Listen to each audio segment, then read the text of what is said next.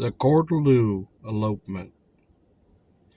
In the Bath district of Brooklyn stands Cortelyou Manor, built 150 years ago, and a place of defense during the Revolution when the British made sallies from their camp in Flatbush and worried the neighborhood.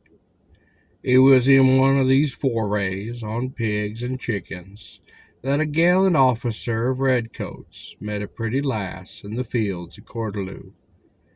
He stilled her alarm by aiding her to gather wildflowers, and it came back about that the girl often went into the fields and came back with prodigious bouquets of daisies.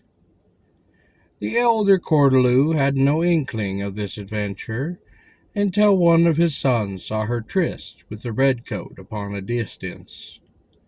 Be sure the whole family joined him in remonstrance, as the girl declared that she would not forgo the meetings with her lover. The father swore that she would never then leave his roof again, and he tried to be as good or bad as his word. The damsel took her imprisonment as any girl of spirit would, but was unable to effect her escape until one evening, as she sat at her window, watching the moon go down and paint the harbor with a path of light. A tap at the pane, as of a pebble thrown against it, roused her from her reverie, for it was her lover upon the lawn. At her eager signal, he ran forward with a light ladder, planted it against the window sill, and in less than a minute the twain were running toward the beach. But the creak of the ladder had been heard, and grasping their muskets, two of the men did hurry out. In the track of the moon, the pursuers descried a moving form, and without waiting to challenge, they levied their guns and did open fire. A woman's cry did follow the report. Then a dip of oars was heard, that fast grew fainter until it faded from the hearing. On returning to the house, they found the girl's room empty.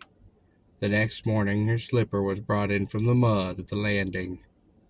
Nobody inside of the American lines ever learned what that shot had done, but if it failed to take a life, it robbed Cortelyou of his mind. He spent the rest of his days within a single room, chained to a staple upon the floor, tramping round and round, muttering and gesturing, and sometimes startling the passer-bys as he showed his white face and his ragged beard upon his window.